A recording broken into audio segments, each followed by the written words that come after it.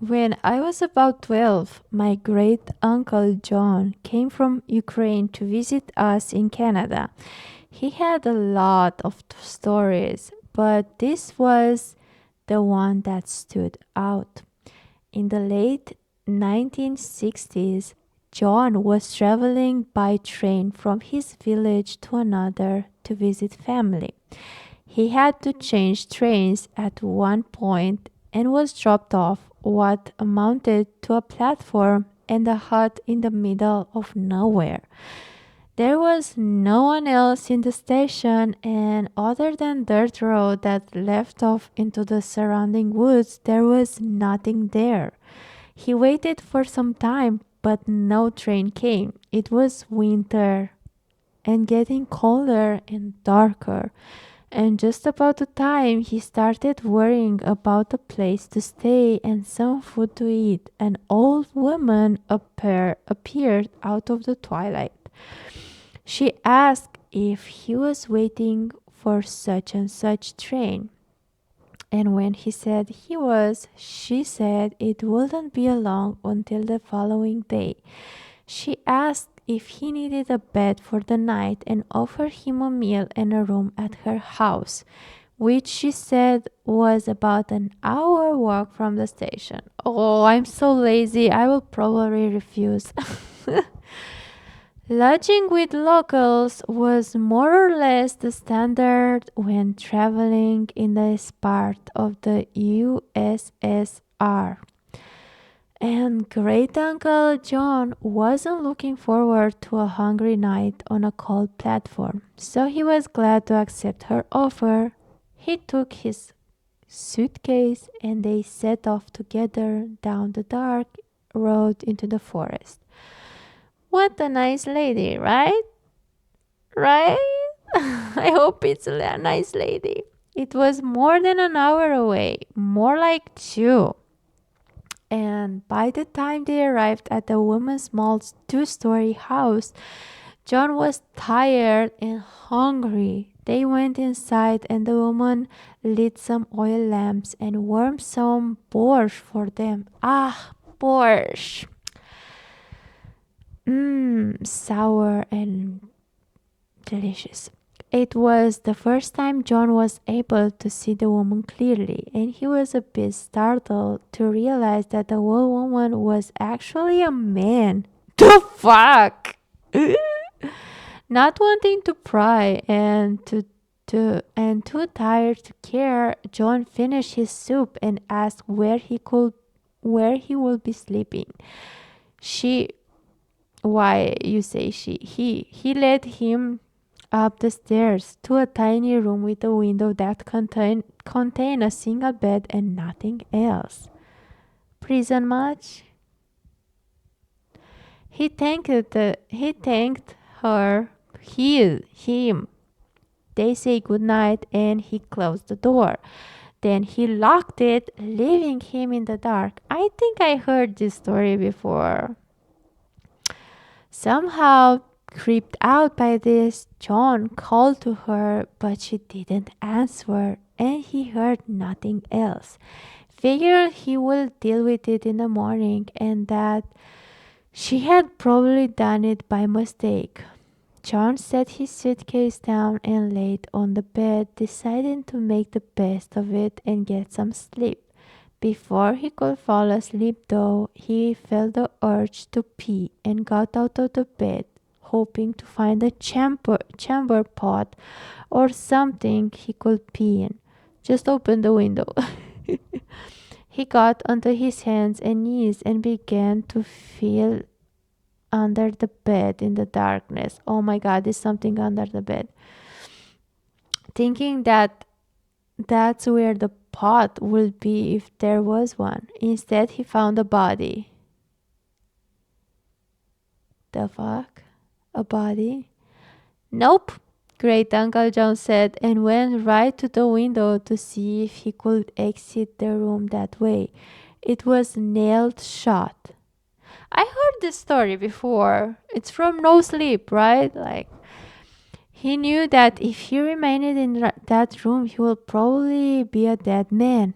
But if he broke the window and tried to get out that way, there was a good chance that the old woman, that was a old guy, and who knows who else was there, would hear him and come into the room before he could get away. So he did the only thing he could do. He pulled the body from under the bed, heaved it into the mattress, and covered it with a blanket. And he got under the bed and waited. Sure enough, about an hour later, he heard footsteps coming slowly up the stairs and then towards the room. The lock clicked and the knob turned slowly. In the gloom, John saw someone move toward the bed. Then he heard several terrific and sickening thuds. The person had bashed the body on the bed with a large crowbar, which they then dropped into the floor right in front of John. There was silence. Then the person went out of the room and the door was shut again.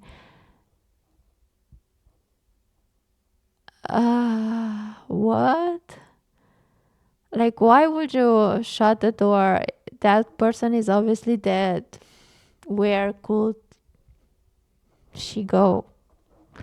The footsteps went down the stairs and then there was a silence again. John moved out from the under the bed, took the crowbar and was able to slowly pry the window open. He didn't say, but I imagine he was shitting bricks the entire time. I am doing it right now. When the window was up, he threw his suitcase out, then dove through himself, not caring what was below him, only worried about what was behind. He landed without too much injury and began to run into the field behind the house towards some lights in the far distance. It turned out to be a highway with some military and transport trucks on it. You are so lucky, John. And John was able to get a ride to another village where he will catch a train. He didn't bother reporting what happened to the authorities, since at the time in the USSR there was a distinct chance he would have been the one who got in trouble. Bro, what? He just thanked God he escaped and decided that the next time he traveled to visit relatives, he will take another way. Oh my God. Oh my God, I have so many questions. Like, wow, first thing first, Uncle John, you are tough.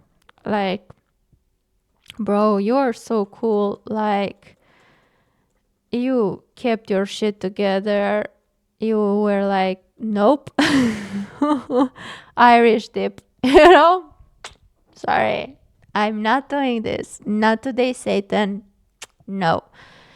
And another question, which might sound psychotic, but why would you kill someone and then put them under the bed and then bring another human there that it's alive? And like, are you that lazy of a killer? Like, at least be smart, the fuck.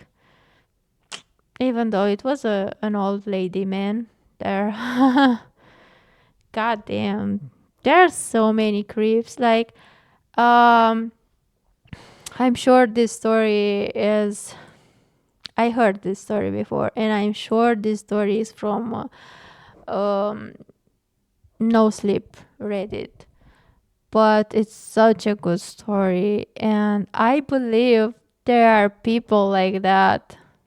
So don't trust anybody because you never know when you will get hit in the head and